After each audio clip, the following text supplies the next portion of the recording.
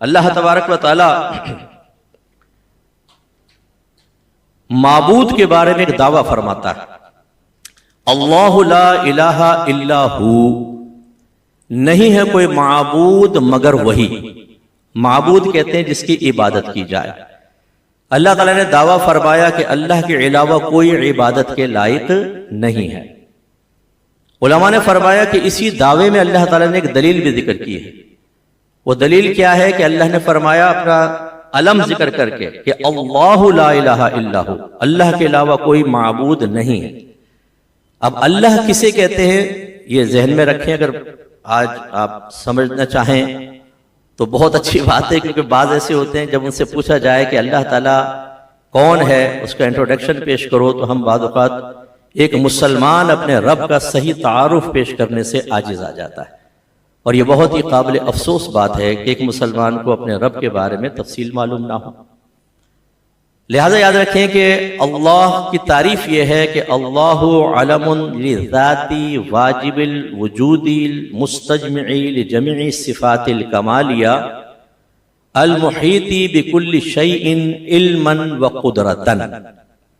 اس کا ترجمہ یہ ہے کہ اللہ ایک ایسی ذات کا نام ہے جو تمام صفات کمالیہ کی جامع ہے اور اپنے علم اور قدرت کے اعتبار سے ہر چیز کا احاطہ کیے ہوئے ہے، گھیرے ہوئے ہے۔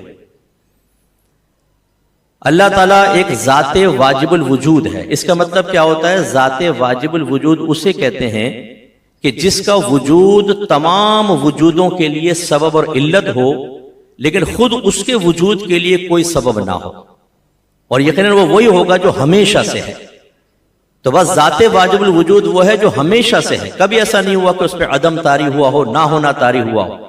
اور اللہ تعالیٰ نے تمام چیزوں کو پیدا فرمایا تو اس کے وجود سے تمام چیزیں ہیں، خود اللہ تبارک و تعالیٰ کا وجود کسی کے وجود کا محتاج نہیں ہے، اسے کہتے ہیں ذات واجب الوجود۔ اور اس کے مقابلے میں جو لفظ آتا ہے اگر یاد رہے تو اس کو کہتے ہیں ممکن الوجود۔ تو اللہ واجب الوجود ہے اور ہم ممکن الوجود ہیں۔ اسے بعضوں پر شارٹ کر کے بھی بیان کرتے ہیں کہ اللہ واجب ہے، ہم ممکن ہیں۔ تو ممکن وہ ہوتا ہے جو پہلے نہیں تھا بعد میں آیا، اور واجب وہ ہے جو ہمیشہ سے ہے۔ اور دوسرا فرمایا کہ اللہ تعالیٰ وہ ذات واجب الوجود تو جو تمام صفات کمالیہ کی جامع ہے۔ بعض صفات کمال ایسی ہیں جو ذات باری تعالیٰ کی طرف آپ منسوب کر سکتے ہیں، وہ صفات ذاتیہ بھی ہیں اور صفات فعلیہ بھی ہیں۔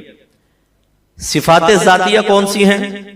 جو اللہ کی ذات کے ساتھ ہمیشہ سے ہیں، قدیم ہیں، جیسے علم ہے، حیات ہے، قیام ہے، قدرت ہے، ارادہ ہے، یہ صفات ذاتیہ۔ اور کچھ صفات فعلیہ ہوتی ہیں،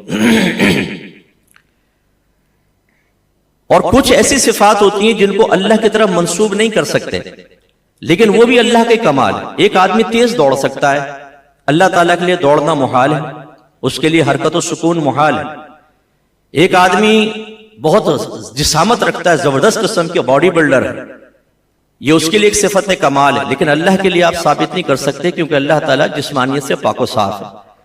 جب ہم یہ دعویٰ کرتے ہیں کہ اللہ تعالیٰ کی ذات تمام صفات کمالیہ کی جامع ہے تو اس کا مطلب یہ ہے کہ بعض صفات تو براہ راست منسوب کریں گے، اور چونکہ مخلوق کی ہر صفت اللہ تبارک و تعالیٰ کی قدرت کا نتیجہ ہے، اللہ تبارک و تعالیٰ نے اسے عطا فرمائی ہے، تو وہ حقیقتاً اللہ کا ہی کمال ہے اور اللہ کی صفات کا مظہر ہے۔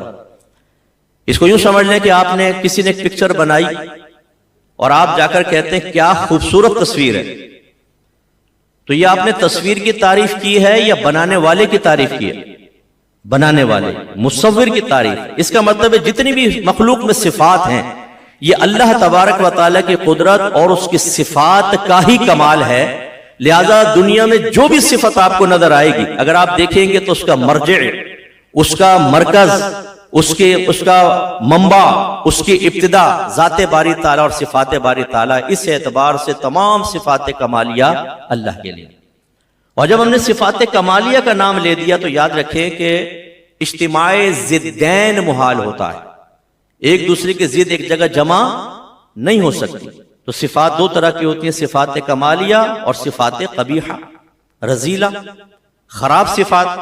جب ہم نے اللہ کو کہہ دیا کہ اللہ تعالیٰ تمام صفات کمالیہ کی جامع ہے تو اس کا مطلب ہے کوئی بھی اس میں عیب اور برائی نہیں ہو سکتی. جو اللہ کی طرف کسی عیب یا برائی کی نسبت کرے گا وہ دائرہ اسلام سے خارج ہو جائے گا. اور آخری چیز کہ وہ اپنے علم اور قدرت کے اعتبار سے ہر شے کا احاطہ کیے ہوئے ہے. علم کے اعتبار سے احاطہ کرنے گھیرنے کا مطلب یہ ہے کہ کوئی بھی چیز کبھی بھی اللہ تبارک و تعالیٰ کے علم سے باہر نہیں ہو سکتی. وہ ہر وقت ہر شے کا علم رکھتا ہے. ہم تنہائی کے اندر گناہ کر رہے ہوتے ہیں, ہم ایک ڈیل کرتے ہوئے سامنے والے کو دھوکہ دینا چاہ رہے ہوتے ہیں, ہم انٹرنیٹ پر رات کے 2:30 بجے بیٹھ کر کچھ گندا کام کر رہے ہوتے ہیں, ہم کسی خراب کام کے اندر اپنے بے تکلف دوستوں کے ساتھ مصروف ہوتے ہیں, ہم کبھی تنہائی کے اندر ہر طرح کے کیمپ وغیرہ کو دیکھ کر کے کچھ بھی نہیں ہے, ہم کوئی نامناسب قدم اٹھانے کی کوشش کرتے ہیں. اس وقت کوئی نہیں دیکھ رہا ہوتا, لیکن اللہ تبارک و تعالیٰ کو علم ہے کہ میرا بندہ کیا کر رہا ہے. ہم کبھی بھی کسی بھی وقت اللہ تعالیٰ کے علم سے اوجھل نہیں ہو سکتے. کہا جاتا ہے کہ چیزیں بدلتی ہیں, اللہ کا علم نہیں بدلتا, کیونکہ وہ علم اللہ کی صفت ازلی ہے, ہمیشہ سے ہے. ابھی ہم پیدا بھی نہیں ہوئے تھے, اللہ تعالیٰ سب جانتا ہے ہم کیا کرنے والے ہیں. اس کا علم تبدیل نہیں ہوتا, ہمارا بدلتا ہے. ہمارے یہاں بچہ پیدا ہوتا ہے تو ہم کہتے ہیں یہ ناک اس کی دادا پہ گئی, انگلیاں پھپھی پہ گئی.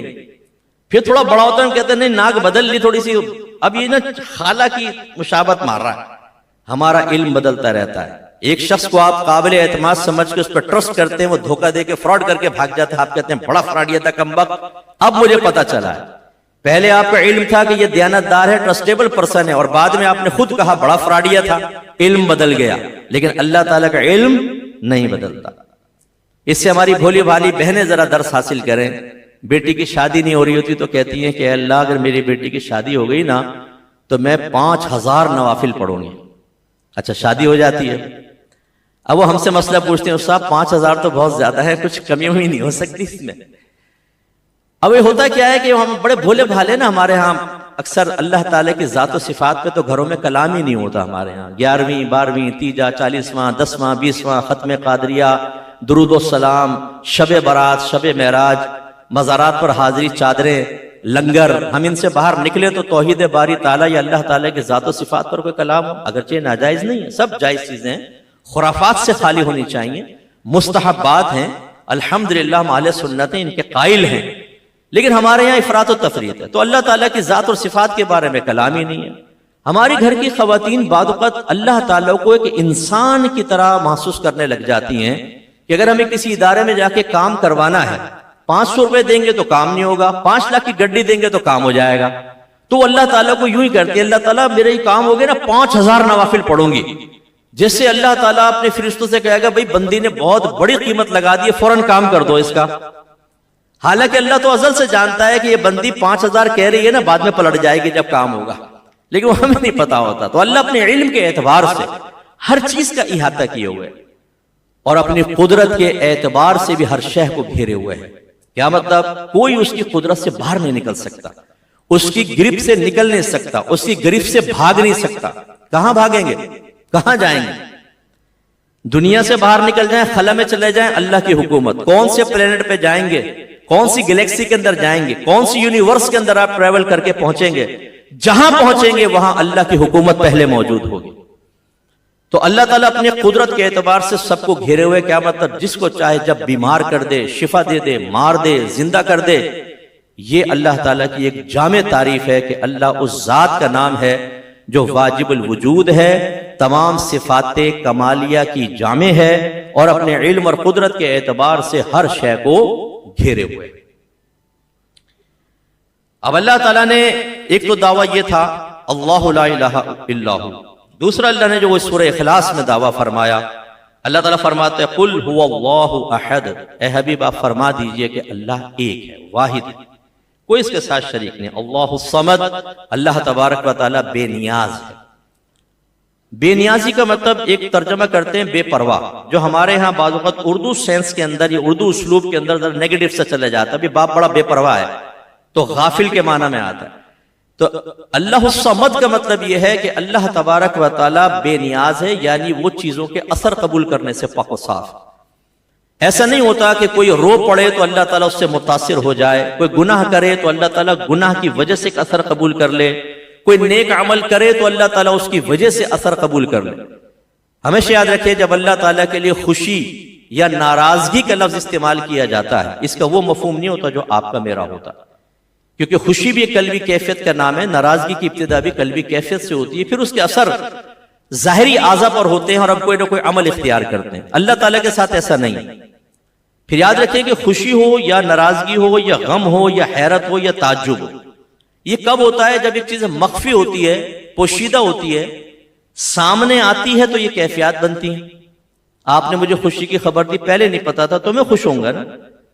اگر مجھے پہلے پتا ہے کہ ان بھائی کا 1 لاکھ کا بانڈ لگ گیا، اب یہ میرے پاس آ کے کہے مفتی صاحب خوشی کی خبر سناؤں؟ ہاں سناؤ۔ 1 لاکھ کا بانڈ لگ گیا، مجھے کوئی خوشی نہیں ہوگی، پہلے جانتا ہوں، پہلے معلوم ہے۔ ایسے ایک آدمی نے کوئی غم کی خبر سنائی، میں پہلے جانتا ہوں کہ یہ معاملہ ہو گیا تو مجھے کوئی غم زیادہ محسوس نہیں ہوگا، پہلے اس کی کیفیت مجھے حاصل ہے۔ تو اللہ تبارک و تعالیٰ تو ازل سے سب کچھ جانتا ہے، تو ایسا نہیں ہوتا کہ ہم کوئی کام کرتے ہیں اور اس سے معاذ اللہ اللہ اثر قبول فرماتا۔ اب اللہ کی خوشی کا مطلب کیا ہے؟ انعام دینے کا ارادہ۔ جب ہم کہتے ہیں تم نماز پڑھو گے تو اللہ خوش ہوگا، اس کا مطلب یہ ہے کہ اس نے ازل سے ارادہ کیا ہے کہ آپ نماز پڑھیں گے، اللہ آپ کو انعام دے گا۔ اللہ کی ناراضگی کا مطلب یہ ہے کہ ازل سے کسی چیز کے اوپر گرفت کرنا یا سزا مقرر کرنے کا ارادہ۔ تو یہ درست مفہوم اپنے ذہن کے اندر رکھیں، لہذا اس سے یہ بھی پتہ چلا کہ بعض اوقات ہم یہ سمجھتے ہیں اگر میں یہ کام کروں گا تو اللہ کو متاثر کرنے میں کامیاب ہو جاؤں گا، ایسا نہیں ہوتا، وہ تو پہلے ازل سے سب کچھ جانتا، لہٰذا اللہ کی رضا کی خاطر کام کرے، لیکن یہ تصور نہ رکھیں کہ میرے اس عمل سے اللہ تعالیٰ پر ایک وقتی طور پہ عارضی کیفیت طاری ہوگی اور پھر وہ اس کے مطابق مجھے شاید کوئی انعام وغیرہ دے گا، یہ تصور اللہ کے لیے نہیں ہوتا۔ لم یلد ولم یولد، نہ اللہ کی کوئی اولاد ہے نہ وہ کسی سے پیدا کیا گیا ہے۔ وَلَمْ يَكُنْ لَهُ كُفُوًا أَحَدٌ، اللہ کے برابر، اس کا ہم پلہ، اس کا ہم نظیر کوئی بھی نہیں ہے۔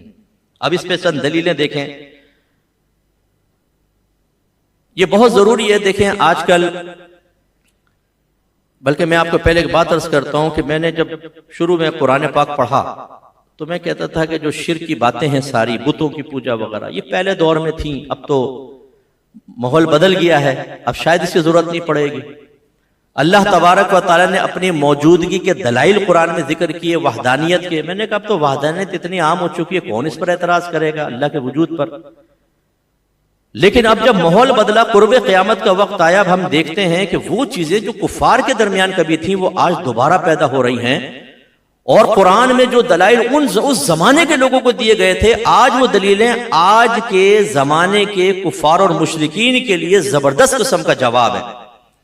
اس کا مطلب ہے قادر مطلق بڑا حکیم مطلق ہے، اس نے قرآن میں وہ چیزیں ذکر کی ہیں جو ایسا نہیں ہے کہ ایک زمانے تک کارآمد تھی اور بیکار ہو گئی، نہیں، اللہ جانتا ہے کہ زمانہ پلٹے گا۔ اب جیسے ایتھیزم ہے، ایتھیسٹ پیدا ہو گئے، اللہ کے وجود کے منکر ہو گئے، اللہ تعالیٰ نے اتنے زبردست دلائل قرآن پاک میں ذکر کیے ہیں کہ کوئی جان بوجھ کر وجود باری تعالیٰ کا کسی اور مصلحت کی بنا پر انکار کرے تو کرے، ورنہ وجود باری تعالیٰ کو تسلیم کیے بغیر کچھ بھی نہیں ہو سکتا۔ اپنی ینگ جنریشن کے اوپر گہری نظر رکھیں، گھر میں ہمارے درس قرآن، درس حدیث ہونا چاہیے۔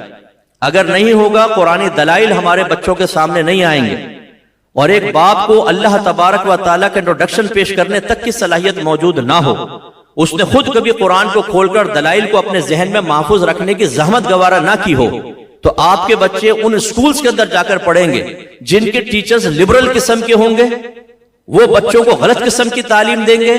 بچے آپ کے گھر میں آنے کے بعد، یا کلاس فیلوز ایسے ہوں گے کہ جو ذہن خراب کریں گے، بچے گھر میں آنے کے بعد آپ سے کوسچن کریں گے اور آپ کہیں گے بیٹا ہمیں تو زیادہ نہیں معلوم، تم اپنے ٹیچر سے پوچھ لو، مولوی صاحب سے پوچھ لو۔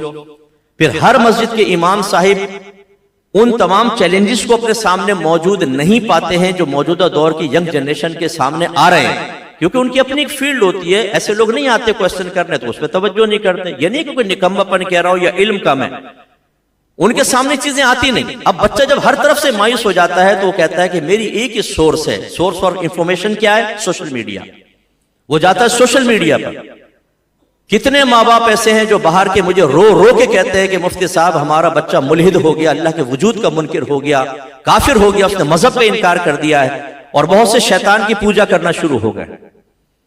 ہم ان پر کیوں توجہ نہیں کرتے کہ اگر آپ کی اولاد آپ کے سامنے ہے، وہ آپ کے ساتھ انگلی پکڑ کے مسجد کے اندر جا رہی ہے تو کل اس کا مائنڈ چینج ہو جائے گا، وہ آپ کی انگلی چھوڑ دے گا، وہ آپ کی مسجد چھوڑ دے گا، وہ آپ کے نظریات چھوڑ دے گا، بلکہ وہ آپ کو کہے گا کہ آپ بدھو اور بے وقوف ہیں، ساری زندگی سائے کے پیچھے بھاگتے رہے ہیں آپ، اصل حقیقت یہ ہے، ورنہ جواب دے مجھے۔ اور آپ کہیں گے بیٹا ہمیں تو معلوم نہیں، بولے گا آپ اپنے عقیدے کے ساتھ آپ رہیں، میں اپنے عقیدے کے ساتھ میں رہوں گا، پھر کیا کریں گے آپ؟ تو یہ ہماری سرد مہری اور علم سے ناآشنائی اور قرآن پاک سے دوری، یہ ہماری ینگ جنریشن کے لیے تباہی کا سامان ہے۔ اس لیے بہت اچھی طریقے سے ان باتوں کو ہمیں سماعت فرمانا چاہیے اور سمجھنا چاہیے۔